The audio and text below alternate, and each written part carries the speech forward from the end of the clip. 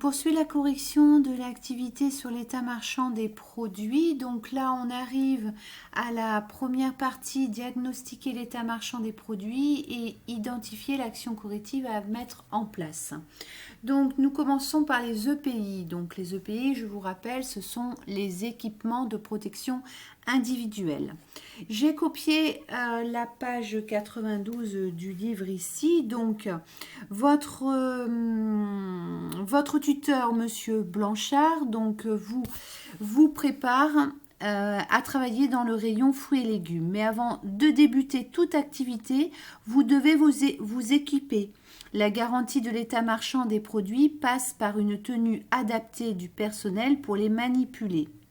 Donc, il est très important dans n'importe quel rayon que vous soyez dans un grand centre de distribution, une grande enseigne, vous avez plusieurs équipements de protection individuelle à mettre.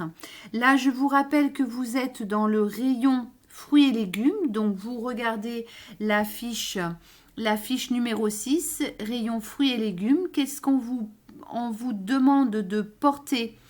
On vous demande de porter des chaussures ou des bottes de sécurité.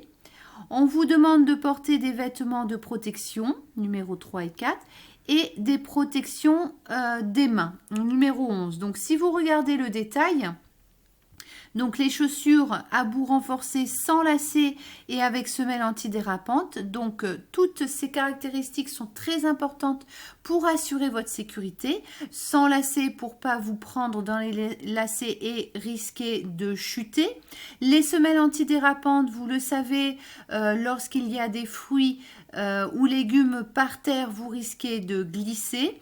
Et à bout renforcé, c'est pour protéger vos pieds en cas de chute de cajots ou de carton ou d'objets lourds. On vous demande des vêtements de protection, dont 3 ou 4, vêtements de protection contre les salissures, vêtements de protection contre le froid par cas fourré et des intempéries si nécessaire. Alors pourquoi des vêtements de protection contre le froid? Vous allez être amené dans le rayon et fruits et légumes à sortir ou à réceptionner ou à rentrer des produits dans des chambres froides.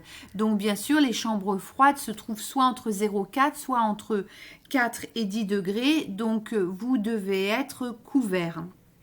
Vêtements de protection contre les salissures.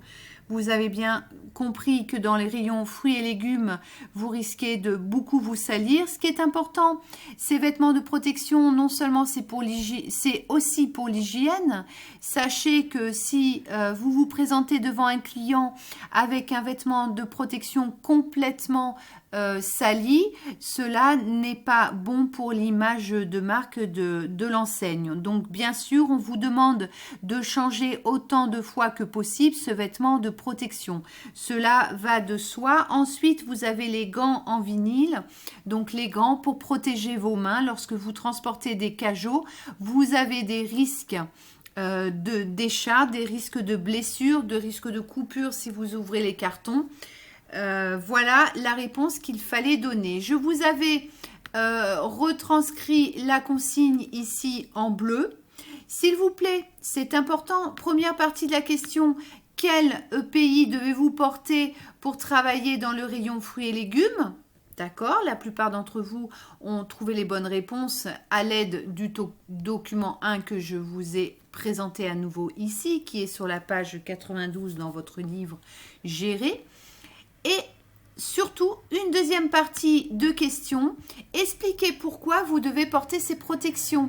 S'il vous plaît, le travail ne consistait pas seulement à recopier le document 1 avec les EPI apportés, je vous demandais également d'expliquer les raisons pour lesquelles on vous demandait de porter ces vêtements de protection, ces vêtements, ces chaussures, ces gants de protection. Voilà, vous avez la correction en détail, bien sûr, ce n'est pas exhaustif, vous pouvez compléter. Je vous ai mis donc une sorte de signalétique que vous pourrez trouver soit dans les vestiaires avant d'entrer dans les zones de travail en grande distribution ou dans d'autres zones comme des usines ou des zones de logistique. Ensuite, vous aviez le petit labyrinthe, le titre à trouver la sécurité en entreprise. Je vous demande je vous remets cette vidéo dans la présentation Geniali. Voilà, je vous remercie pour votre attention.